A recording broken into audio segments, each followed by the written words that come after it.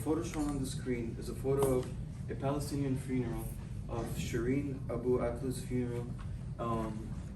She was a Palestinian American journalist who was shot and killed innocently by the Israeli forces. In 2022, more than 170 Palestinians were killed in East Jerusalem and the West Bank. And in January 2023 alone, over 29 Palestinians were killed, including 5 children. Hi, I'm Ahmad Abdul Jawad, and I'm talking about the oppression of the Palestinian people by the Israeli government. These two instances have led me to ask the question: to what extent have the Palestinian people been oppressed by the Israeli government over the past 70 years? I argue that the Palestinian people have been oppressed for the past 70 years through the means of genocide, resettlement, and green colonialism. Number 1, genocide. This graph provided by Forbes shows the deaths and injuries of both Palestinian and the Israeli side from the years of 2008 to 2020. And it is clear that in each year, Palestinians take both deaths and injuries on a much larger scale. In this slide, it highlights the same type of issue from the year 2000 to the year 2015, but also highlighting events.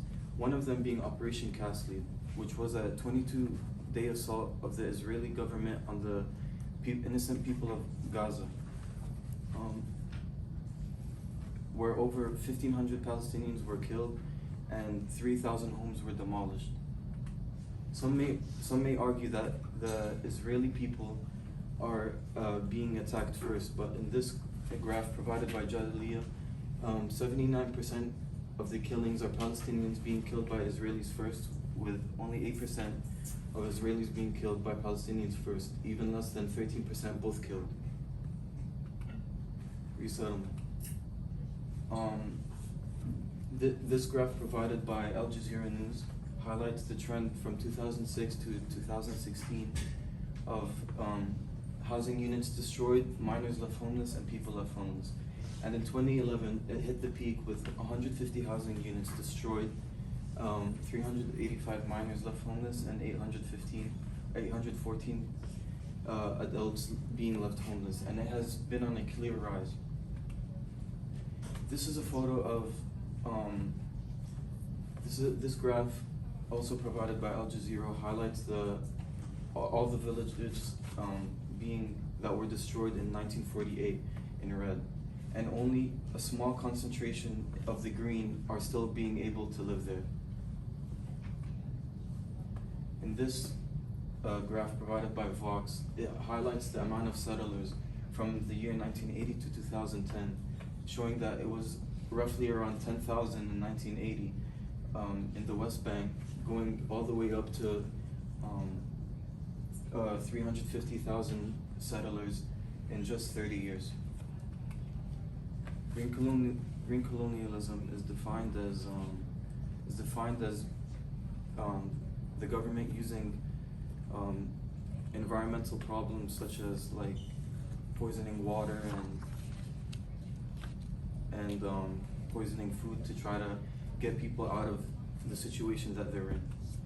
In this graph, it shows how they make parks, nature parks, schools, and just anything where they build on top of the original Palestinian villages to try to cover up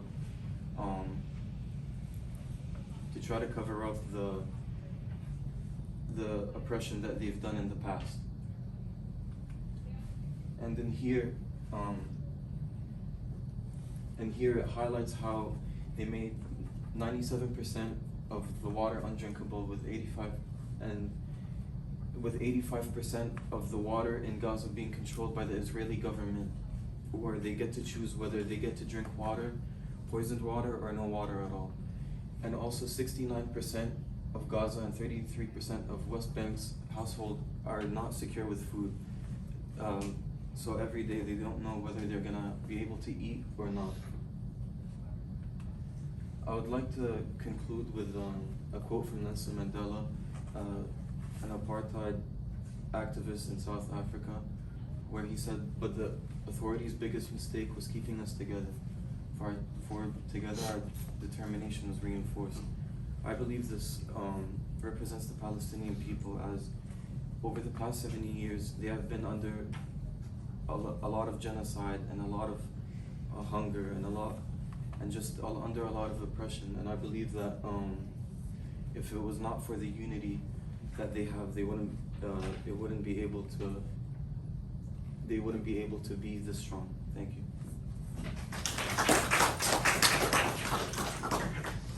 I have two questions for you. First question. How valid and reliable were the sources that you used, and then how do you know? I believe that my sources were very reliable because I went to, because when I was looking at the evidence, they themselves accredited different sources inside. All right, and what might be some real world implications of your findings? Some real world implications of my findings is what I talked about already in my presentation, such as genocide and people dying. As I've been to a protest last year, I believe it was, and there was someone who was a refugee, and this just happens to everyone in our community. It can happen to anyone, and just not in the news.